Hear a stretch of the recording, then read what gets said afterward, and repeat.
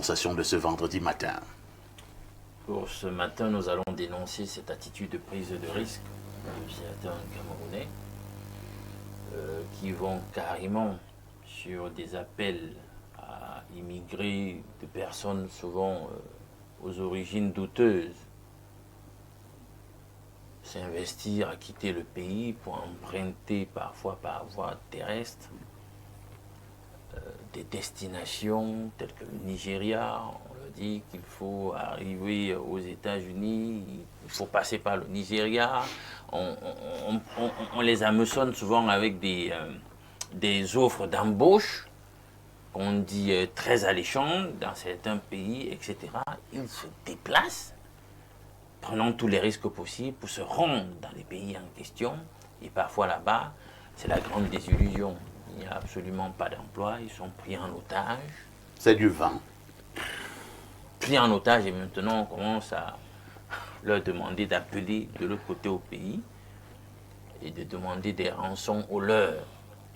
Vous voyez un peu. Et certains, il faut le dire, ça a été traité dans les actualités il y a encore quelques jours, certains passent de vie à trépas. Il y a des gens qui meurent comme ça parce que restés au Cameroun, ici, les membres de leur famille n'ont pas réagi aux pressions relatives à la demande de rançon, etc. Ils meurent. Si c'est pour mourir dans de telles conditions, autant rester au pays et se battre. Merci Alain Douk. Si c'est pour mourir dans de telles conditions, autant rester au pays et se battre. Professeur Noubissi, nous avons choisi de rester au pays pour se battre. Peut-être que c'est une très mauvaise option prise. À côté de cela, d'autres ont choisi d'aller, mais en utilisant des moyens peu orthodoxes. D'autres ont pris des voitures, d'autres ont pris des motos, d'autres ont pris des vélos, d'autres ont pris des pirogues, des bateaux, d'autres ont pris des patins. Objectif final, arriver en Europe. À un moment donné, on vous dit non, vous allez transiter par le Nigeria, par la Libye, par le Maroc. L'espoir étant d'arriver au pays des Blancs. Et comme le dit Alain Douk, parfois les offres sont alléchantes. On vous dit qu'une fois, en Espagne, en France, en Suisse, en Belgique, aux États-Unis, au Canada, vous aurez un bel emploi. Mais ça se transforme habituellement en cauchemar. Vous n'êtes même pas aux États-Unis, peut-être au niveau de la Libye, vous êtes déjà torturé tel un animal, et parfois d'autres perdent la vie. Quel est le regard du psychosociologue? Le regard qui est celui de la psychologie est un regard beaucoup plus analytique et explicatif. Il faut prendre l'explication à deux ou trois niveaux. Déjà, à ceux qui pratiquent ce trafic, ceux qui se donnent pour ambition d'initier de pareilles actions, d'inviter les gens et de leur faire miroiter une belle vie dans de bonnes conditions, avec une fin connue, celle de les arnaquer ou de les tuer. Ça montre donc que de plus en plus, l'être humain est devenu, comme le disait Thomas Hobbes, un vrai loup pour l'homme. Il est devenu beaucoup plus dangereux et il faut s'en méfier. Alors, il faut vraiment se méfier parce que l'être humain est d'abord à la base égoïste. Il ne pose aucun acte s'il n'a pas de retour, c'est-à-dire que s'il n'a pas sa part de bénéfice dans ce qu'il fait. Et maintenant, deuxième pan de la circonstance de la dénonciation, c'est qu'il y a ces Camerounais-là qui, jusqu'au jour d'aujourd'hui, le 6 février 2026, se laissent encore arnaquer par ce genre de personnes. Ça veut dire que les sensibilisations, les émissions que vous faites au quotidien, dans ce caractère purement pédagogique, dans le but de sensibiliser, ne portent pas toujours les fruits attendus. Ça montre qu'il y a un problème. Il y a un problème parce que nous sommes dans un contexte où, quand tu n'as rien, quand tu n'as pas d'argent, tu es chiffonné. Tu es soumis à la bassesse et tout le monde peut faire de toi ce qu'il veut.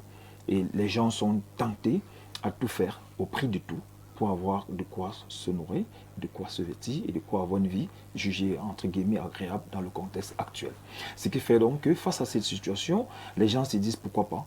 Est-ce que c'est ma part d'opportunité qui se présente à moi, sachant qu'en termes d'opportunité, lorsqu'on les arrête, on ne sait pas si on en aura prochainement. Bon, ce qui fait que les gens sont dans une forte pression beaucoup plus psychologique à ce moment-là, voyant le risque, parce qu'il faut le dire, parfois ils savent qu'il y a le risque, mais ils se donnent au risque parce qu'ils se disent que c'est dans le risque que leur avenir peut changer. Et c'est ça qui fait la difficulté analytique de la dénonciation de M. Alendou. Comment on a fait pour arriver à ce niveau? Comment on a fait pour arriver à ce niveau? Comment on a fait pour arriver au niveau où les gens voient le risque et ils le prennent, tout en sachant que le prix de leur vie, ils peuvent trépasser, ils peuvent mourir. C'est la spécificité analytique que je peux apporter sur le plan psychologique pour que les uns les autres sachent que l'être humain aujourd'hui, que ce soit votre frère, votre ami, votre voisin, il faut d'abord le prendre avec beaucoup de prudence. Parce que les humains aujourd'hui sont, comme disait Malinowski, parce qu'il faut toujours le citer. Malinowski disait, j'aime bien le citer, là où le bien et le mal n'existent pas, aucune vie humaine n'est possible. Et nous avons l'impression que le bien et le mal n'existent pas seulement dans notre environnement, mais nous avons le bien et le mal en nous, et malheureusement, c'est plus le mal qui tend à s'affirmer, qui tend à s'imposer, et nous sommes devenus esclaves du mal. On est même devenus, comme disait cette jeune fille que j'ai rencontrée avant-hier, qui me disait, l'être humain est devenu plus démoniaque que les démons. On a l'impression que s'il faut comparer l'humain aujourd'hui avec le démon, on aura sur une balance, on verra que l'être humain pose plus d'art. Parce que comment comprendre que vous invitez les gens, vous leur miroitez un bel avenir, et que vous saviez déjà que vous devez les tuer. Ça résume un peu l'article que j'ai écrit concernant le terrorisme sur le plan mondial. Comment comprendre que quelqu'un va se faire former pendant 6 années, sachant que la solution, la finalité de sa formation, c'est d'entrer dans un avion, mettre une bombe sur lui, et aller se faire exploser. Ce sont des questions sur le plan psychologique qui montrent le niveau de détresse, d'abord sur le plan mental, de détresse sociale, le niveau d'animalité que nous avons atteint en tant qu'être humain. Et notre société aujourd'hui, nous devons encadrer nos jeunes, on doit beaucoup les éduquer, on doit beaucoup les sensibiliser, on doit beaucoup leur parler, même si parfois ces sensibilisations ne portent pas les fruits attendus, malheureusement. Merci, professeur. À côté de vous, nous passons la parole à Aurélie Laure Eyono. Vous qui êtes femme politique, je me dis qu'un sujet comme celui-là devrait vous intéresser. Malgré la sensibilisation, ils sont nombreux, elles sont nombreuses au Cameroun qui préfèrent prendre la route ou alors l'eau pour se retrouver de l'autre côté. On a connu cette foireuse aventure du côté de la Libye. On en a abondamment parlé sur ce plateau où des Camerounais et Camerounaises se sont retrouvés dans des situations inconfortables. Et c'est même encore pire pour les femmes que vous êtes.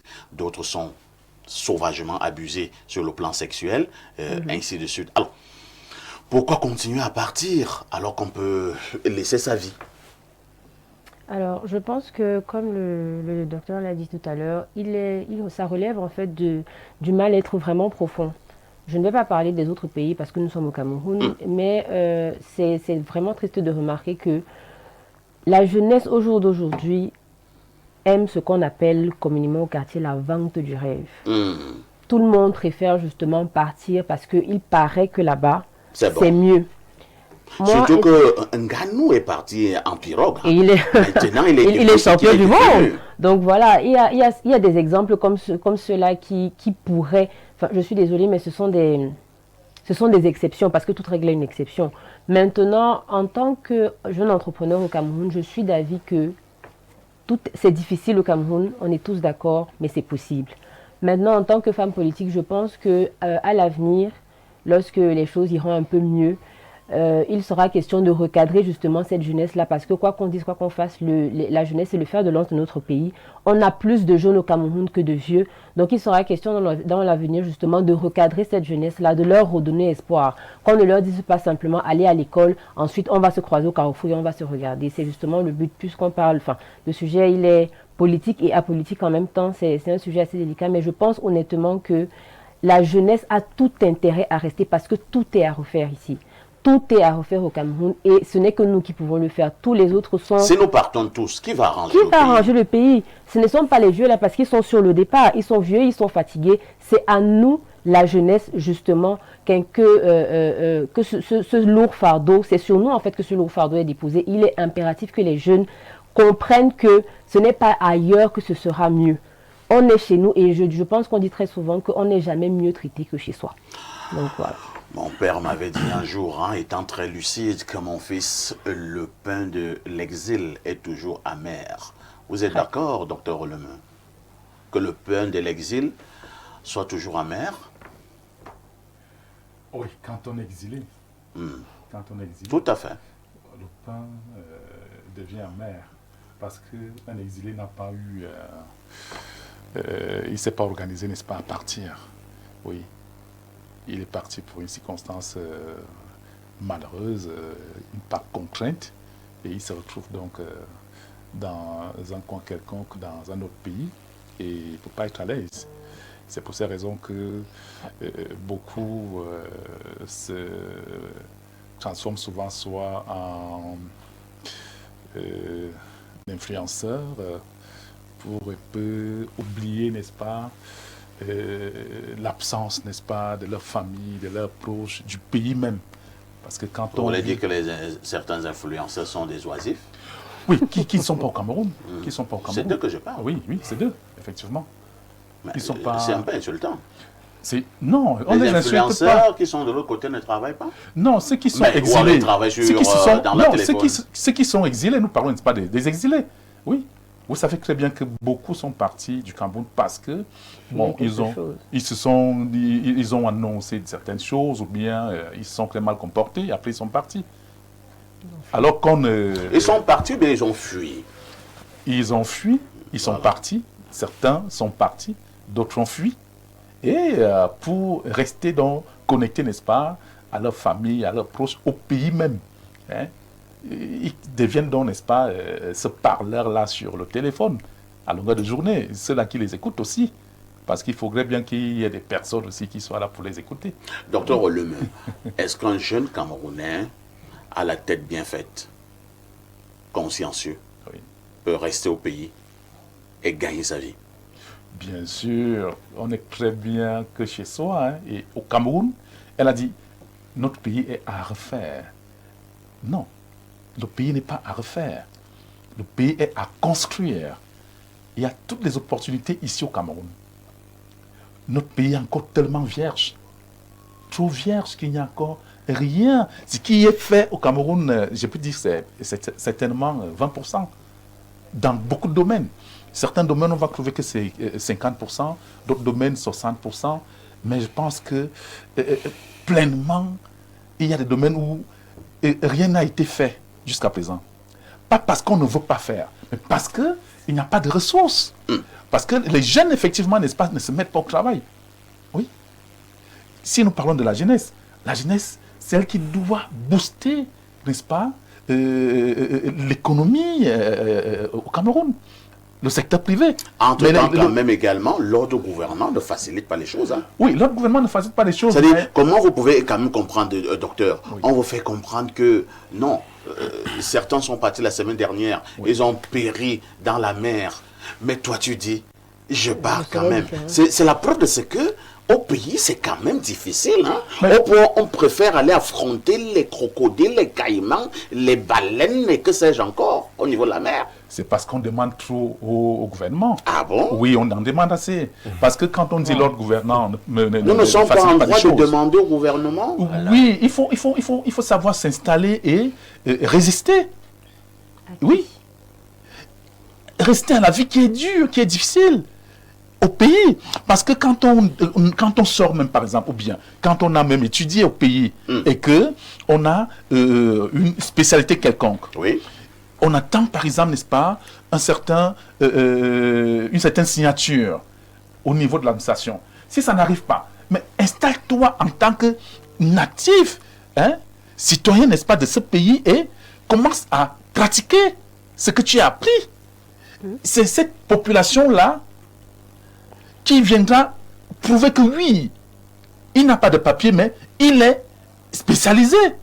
Il n'a pas un papier, n'est-ce pas, officiel, qui lui permet, n'est-ce pas, d'exercer. Mais comme il l'a fréquenté, il a une spécialité, n'est-ce pas, une matière grise.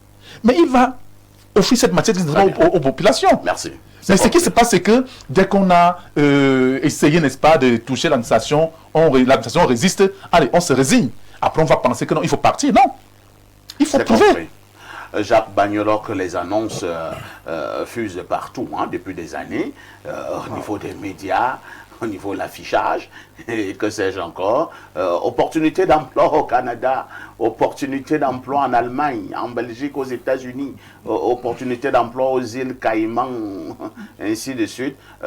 À un moment donné, vous prenez le risque et vous moisissez dans une chambrette en Libye. On vous tabasse matin, midi, soir. Vous êtes abusé sexuellement et par moment, mort s'ensuit. Est-ce qu'on doit continuer à partir? C'est dommage ce qui nous arrive. Si, je ne sais pas si le docteur Clément Olémé appartient à un parti politique dont la première lettre commence par R.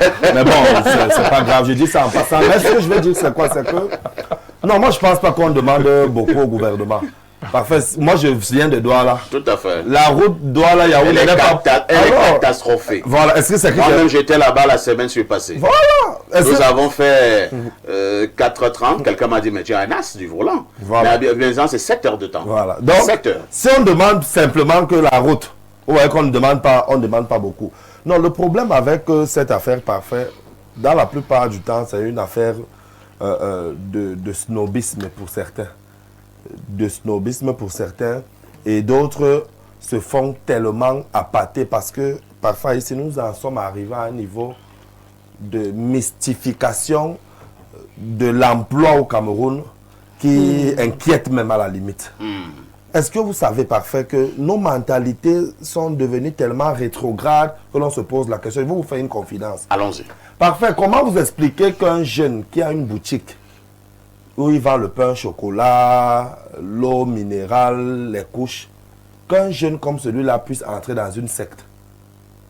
Il te dit qu'il est entré parce que bon, il a besoin que son business avance. Bon, tu demandes, quand ton business a beaucoup avancé, en une journée, tu as quoi comme bénéfice? Il te dit 5 000. Non, je suis très sérieux, ne riez pas. Parce que c'est un cas que j'ai sous la main à Douala. Donc ça veut dire qu'en une semaine, quand il a beaucoup fait, il peut avoir 35 000. Donc lui, comme il a ces 35 000 en une semaine comme bénéfice, il regarde qu'en un mois, il peut être à... Pour lui, il voit que non, la secte dans laquelle il est très bien. Parce que ça fait en sorte que sa boutique, les gens viennent acheter le pain au chocolat. Attends un peu, je ne sais pas. Ce n'est pas pour encourager, mais comment on en arrive à un niveau où les gens peuvent se compromettre pour si peu? Je pense, j'utilise cette image pour vous montrer le délitement moral et mental de notre société. Tout à fait. Où les paradigmes sociaux ont foutu le camp pour laisser la place à d'autres valeurs, d'autres contre-valeurs malheureusement. Et c'est ça qu'il faut dénoncer parfait. Il y a ces mauvais influenceurs qui peignent la vie en rose et sont chargés plutôt d'appâter ces enfants. C'est-à-dire que... Comme s'ils sont des recruteurs. Mais bien pour la plupart. Ils font comprendre que ici c'est le paradis. C'est le paradis. Alors qu'en réalité, c'est la manipulation. Voilà. Pour vous amener dans une affaire où on va vous égorger. C'est ça.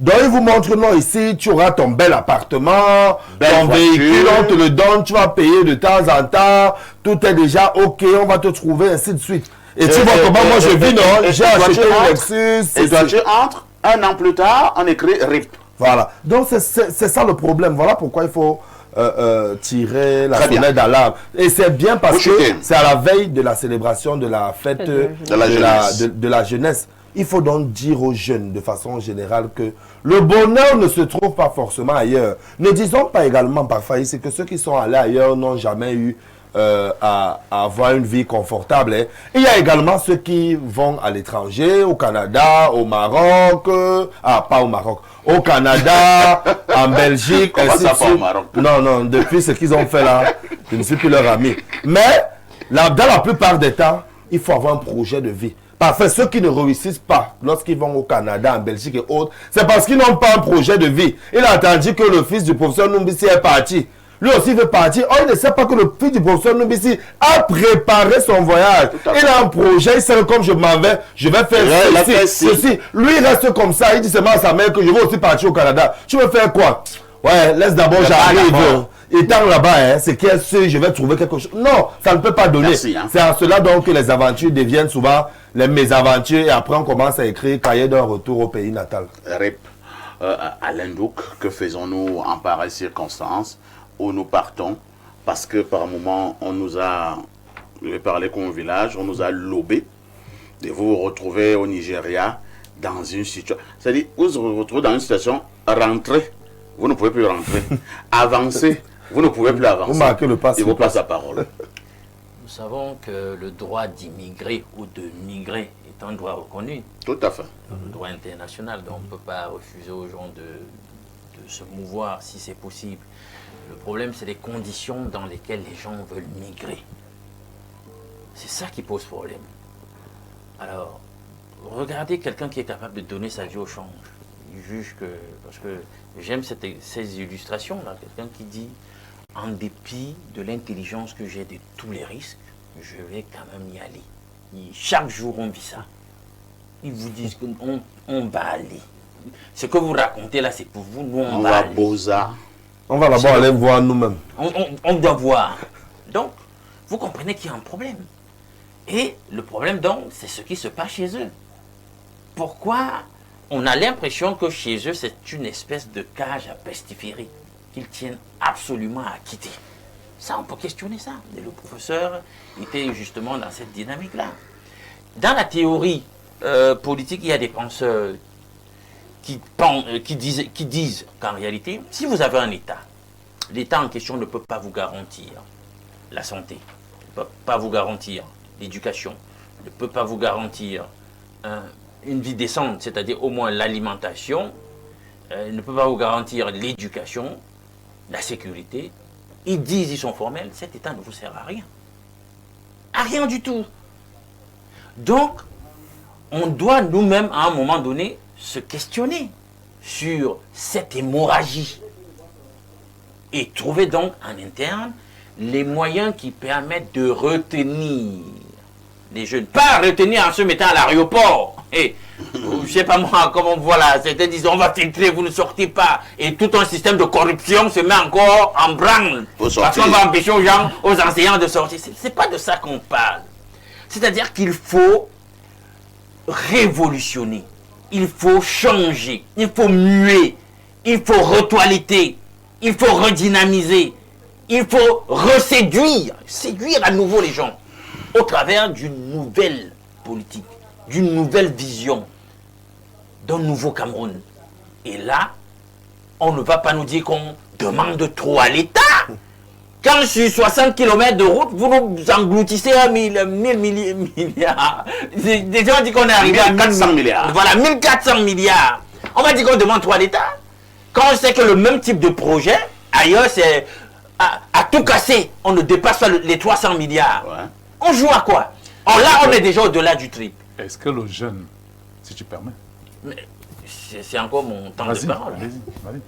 Parce que s'il n'y a pas de route, les opérateurs économiques, ils font comment pour leurs activités? Même ceux qui s'y investissent, ils deviennent petit à petit perdants. Très bien. Et s'il n'y a donc pas productivité, l'État prend comment, prélève comment pour redistribuer. Donc, en fait, les problèmes que l'État crée finissent toujours par lui revenir en plein dans la gueule. C'est de ça qu'il est question. Donc, et c'est légion. On ne peut pas citer tous les tas, les dysfonctionnements. S'il faut attaquer l'angle de la corruption, des scandales financiers, etc., ça décourage. Merci Alain Douk. Allons rapidement à la messagerie. Hein. C'est un message qui nous vient des États-Unis. Bonjour, mon grand frère, le vendredi relax de la modération. Concernant la dénonciation, la dame sur le plateau dit que les jeunes doivent rester au pays. Pour faire quoi? Il y a quelle opportunité pour les jeunes? Le gouvernement nous méprise tellement au point où on nous réduit au niveau des motos, des pelles et des brouettes. Papa, laissez-nous mourir, car c'est le Cameroun qui tue les jeunes. Ce qui est sûr, c'est qu'ils parviennent à traverser, s'en sortent mieux ailleurs qu'au Cameroun. C'est Sandrine Ngwanvele-Yes. Ah, Sandrine. C'est même ma soeur, c'est... Bonjour Sandrine. Sandrine dit que c'est ici au pays qu'on tue les jeunes. Ça gâte. Oui, c'est on nous a réduits à la brouette, à la pelle et au moto. Au balai. Voilà, au moto. Je comprends tout à fait le point de vue de Sandrine, parce que c'est une vérité. Moi-même de formation, je suis kinésithérapeute. Mais il y a quelques années, on m'a fait passer un concours. Je suis kinésithérapeute issu du MINSUP. Il y a quelques années, on m'a fait repasser un concours disant que le diplôme que j'ai, donc licence professionnelle, n'est pas, je ne peux pas exercer au Cameroun parce que ce n'est pas un... Les kinésithérapeutes licences professionnelles sont habilités uniquement à enseigner. Donc, c'est-à-dire que j'ai fini de payer ma pension à hauteur de millions pendant 3 ans. Ma famille s'est investie là-dessus. Comme je ne maîtrise pas, kinésithérapeute, ça ne fait pas partie des gens qui massent et tout ça. Si, et comment tu réduis seulement à enseigner? Si tu es kinésithérapeute, tu ne peux pas masser, tu sers à quoi? Non. On nous a dit, après quelques années... Qui vous a dit ça? J'ai composé ce concours. J'ai composé un concours visant à me donner un matricule venant du MinSanté cette fois-ci. Après 3 ans de formation. Donc, à un moment donné... Encore le MinSanté, hein. À un moment donné, je comprends très bien. Bonjour. Je comprends très bien le point de vue de santé. Bonjour à vos vaillants panélistes. Comment expliquer qu'un jeune Camerounais vende le torrent familial à plus de 5 millions, préfère aller à l'étranger et pourtant, sur place, il peut multiplier cette somme et devenir multimillionnaire. C'est Maximilien Ngueli depuis le quartier Eki. Un autre message ce matin que dit ce téléspectateur du plus 49, c'est un message qui nous vient de l'Allemagne. Hein. Malheureusement, le message est vide. Hein. Qu'est-ce qui ne va pas? C'est un problème de connexion. Bonjour Lonkuta et à tout ton panel. Moi, je préfère être fou à l'extérieur que d'être normal au Cameroun. Waouh. Seigneur Jésus. Vous voyez jusqu'où les gens sont bien arrivés. Ils préfèrent être fou à l'extérieur que d'être normal au Cameroun. On va pas les sauver. Et continue en disant, j'en connais beaucoup qui ont vécu dans le vide au pays pendant plusieurs années et qui sont parvenus à saisir une opportunité de voyage, qui sont très bien aujourd'hui et apportent un souffle nouveau à leur famille et ont déjà bâti une maison quelque part. Donc je ne partage pas entièrement votre point de vue. C'est Elias depuis Yaoundé qui envoie cette contribution. Un message de plus 39, il s'agit de l'Italie. Bonjour à vous sur le plateau. Bintum wa mienwa yam na famille isikik. Je ne sais pas ce que vous voulez dire. Hein. Cher docteur, le Cameroun est à son 15e avortement. Il y a des femmes plus vierges au camp Yeyap que le Cameroun, pour utiliser la même analogie. Les jeunes ne se battent pas. Okay. Les jeunes n'ont pas le droit d'attendre de leurs dirigeants d'aspirer à un meilleur avenir. À Dorta, quand les gens n'ont plus peur de la mort, il faut vraiment s'inquiéter. Très belle analyse du psychologue. Parfait, s'il te plaît. Le numéro de la demoiselle sur le plateau, c'est pour avoir des informations relatives au MP3. Bonne suite d'émission et bon début de week-end. Maxi C. Si on était au quartier, j'allais dire tu manques. Mais pour les informations relatives, vous pouvez aller sur les... Non, on va aller dans ce sens. Moi, je considère que c'est ce qu'il veut. Donc, il faut aller sur les pages officielles, les pages officielles du MP3. Non, il veut passer par toi. Aurélie, là, il montre d'abord qu'il veut les informations sur le MP3. Oui, mais en fait, lui, là, sa vraie demande. Qui va venir depuis ça. Alors, un autre message ce matin. Que dit ce téléspectateur? Bonjour, perfecto. Le Cyrus Ngor de la modération. Pourquoi vous êtes comme ça? Et continue en disant, bonjour à tout ton panel. Perfecto, la dame du MP3 sur le plateau m'a donné du sourire à l'instant. Avec plaisir. Si ça fait que vous restiez au Cameroun, on est partant. Elle demande à la jeunesse fer de lance de notre pays de ne pas partir au risque de laisser notre pays acquis. Les vieux sont croulants et sur la voie du départ, mais j'en ris. Dites à la dame que ces vieux ont tout programmé. Ils ont placé leurs enfants partout. Chère dame, le Cameroun ne va pas manquer de relève. C'est un gros rêve. C'est Vinel Mbala qui vous envoie ce message. Hein. Prenons une dernière contribution, bien deux. Je suis saturé. Hein. Je ne sais pas pourquoi je suis saturé comme ça. Bonjour le cœur du pays, la misère, la dégradation humaine, la misère sociale. ont atteint le paroxysme. Au Cameroun, la rédemption et la morale ont foutu le camp. Chez nous, l'engagement politique n'est qu'une facette de nos dirigeants. Il faut donner une voix aux oubliés, dénoncer l'injustice sociale et éduquer les consciences pour une meilleure vie sociale. Malheureusement, nous sommes face à des dirigeants sourds, face aux préoccupations du peuple muet, face aux inégalités sociales, mais très regardants sur les intérêts personnels. C'est Cyril à Douala. Lorsqu'on était en première, avec tous les messages que je viens de lire là, on pouvait nous poser la question, quel est le champ lexical de ces textes? On allait donc dire, le champ lexical, c'est la pitié, on dit le professeur dit je note, l'autre dit la désolation, le professeur note, l'autre dit le désespoir. Nous restons dans ce champ lexical, à l'un d'eux on continue. La détresse. La désespérance, la détresse. On continue avec le champ lexical. La misère. La misère. Désespoir, manque d'opportunité. L'ennui, manque d'opportunité. Le manque d'engagement aussi. Il n'est plus dans le champ lexical. Il a raté. Si c'était à l'école, c'est qu'il a raté. Engagez-vous aussi. Vous les jeunes, engagez-vous. S'il était à l'école, c'est qu'il avait raté. Engagez-vous. 10h, 11h52. À tous pour la suite.